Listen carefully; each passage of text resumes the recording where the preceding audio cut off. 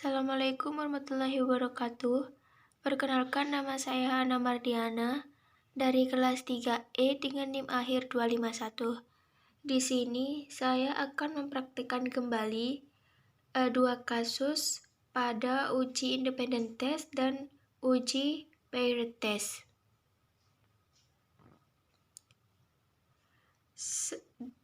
Di sini saya akan menjelaskan sedikit tentang uji independent simple test.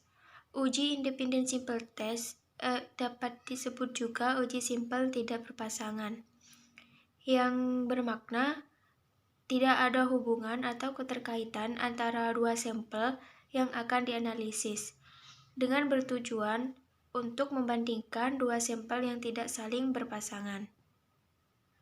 Uji independent simple test ini merupakan bagian dari statistik parametrik, sehingga sebelum melakukan ujian ini, maka data terlebih dahulu dipastikan harus normal. Jika data tidak normal, maka alternatifnya bisa menggunakan statistik non-parametrik, yaitu uji Mann-Whitney.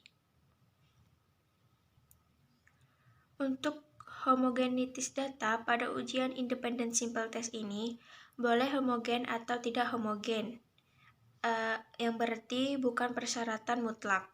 Jika tidak homogen, hasil terakhir lihat pada kolom equal variances not assumed.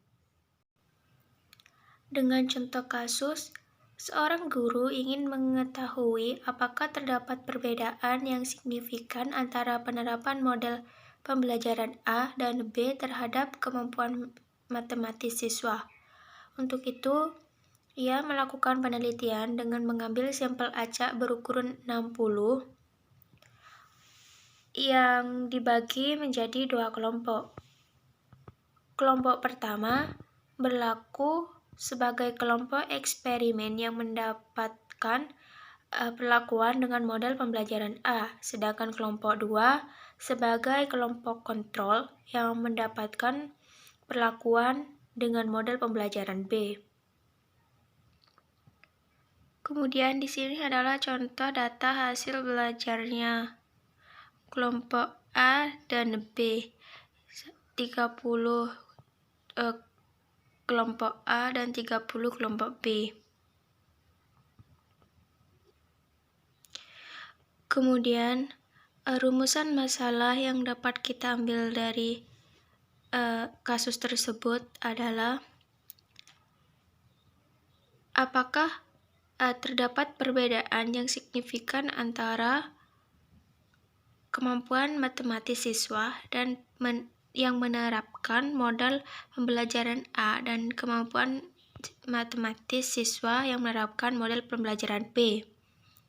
Dengan hipotesis penelitiannya, yaitu terdapat perbedaan yang signifikan antara kemampuan matematis siswa yang menerapkan model pembelajaran A dan kemampuan matematis siswa yang menerapkan model pembelajaran B. Kemudian datanya saya sudah pindahkan ke dalam Excel. Di sini terlihat dengan model kelompok A dan kelompok B. Kemudian kita buka aplikasi SPSS. Di sini karena kita ingin melakukan uji coba independent test, maka pertama-tama kita lakukan uji normalitas dan uji homogen terlebih dahulu. Kita klik view, kemudian pada name kita ketikkan hasil. Kemudian pada bagian nama pertama kita ketik hasil, kedua model, lalu enter. Kemudian pada bagian label baris pertama kita tulis hasil belajar siswa, kemudian pada enter, lalu ketik model pembelajaran, enter. Kemudian untuk bagian values kita baris pertama kita biarkan, kemudian baris ketiga kita ketik titik 3. Lalu di sini kita ketik, karena tadi kita ada dua pembelajaran A dan B, maka di sini kita buat kode 1 dan 2. Di sini untuk kode yang pertama kita tulis 1, kemudian label kita tulis model pembelajaran A, kemudian add, dan selanjutnya value kita ubah menjadi pembelajaran 2 dan label kita ganti dengan model pembelajaran B. Lalu kita add, lalu kita klik OK. Kemudian setelah selesai kita kembali ke data. Nah, kita lihat di sini sudah ada tulisan hasil dan model. Lalu kita kembali lagi ke Excel. Lalu pada kode siswa kita ketikkan kode 1, lalu kode sampai akhir.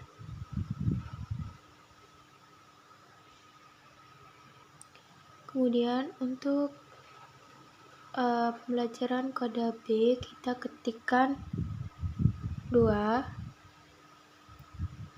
lalu copy hingga akhir.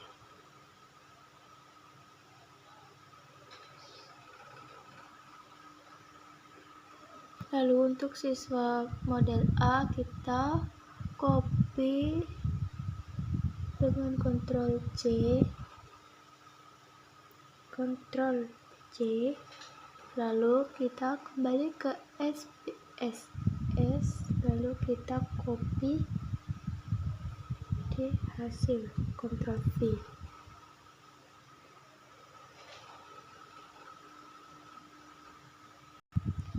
Kemudian kita kembali ke Excel, kode 1,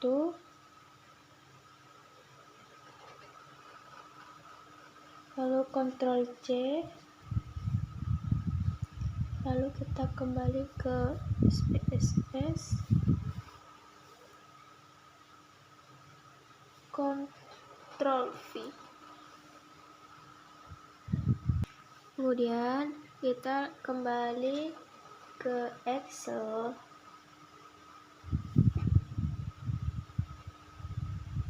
pada siswa model B,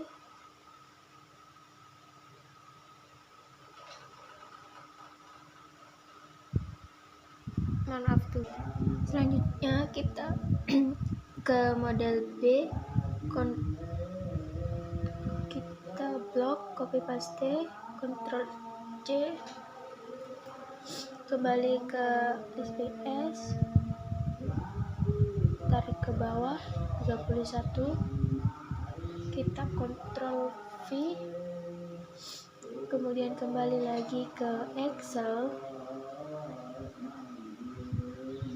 bagian 2 kita Ctrl C, maaf,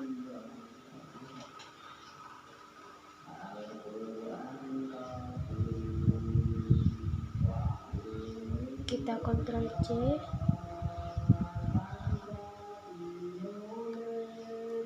kemudian kembali ke SPF, kita Ctrl V, kemudian kita lakukan analyze,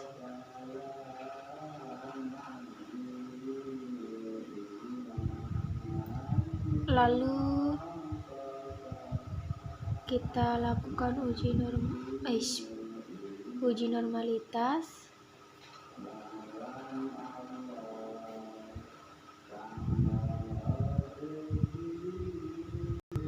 kemudian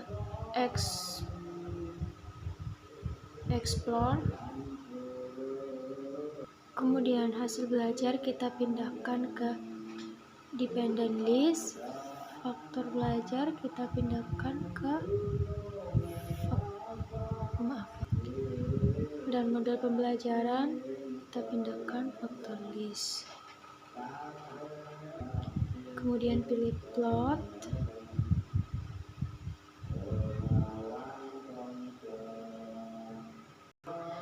kita centang normality plot, lalu klik power, lalu kita klik continue, lalu kita klik OK.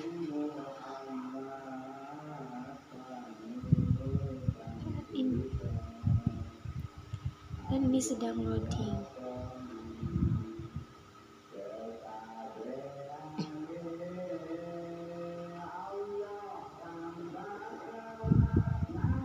Kemudian di sini data normality-nya bisa dikatakan normal karena di sini lebih dari 0,5, kemudian ini signifikannya juga lebih dari 0,5. Dan karena data ini normal, kita bisa lanjut menggunakan uji independent test. Dan untuk data homogennya, ini di sini kita bisa lihat bahwa datanya lebih dari 0,65.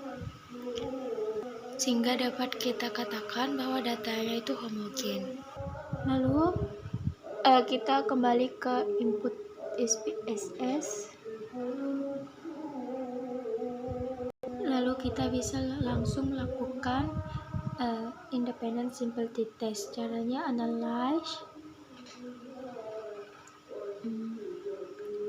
compromise,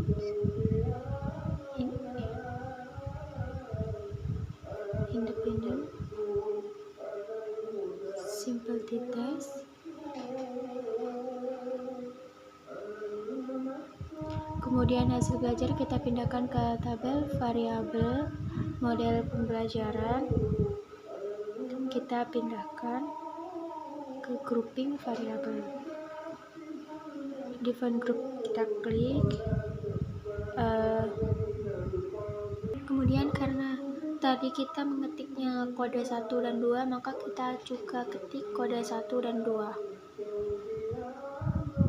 Lalu kita klik continue, lalu klik OK. Nah, ini hasilnya sudah muncul. Lalu karena data kita tadi homogen, lalu kita lihat pada equivariances assume. Tapi jika data kita tidak homogen, kita lihat data yang kedua, yaitu equivariance not assume. Lalu karena data kita homogen, maka kita lihat pada data signifikan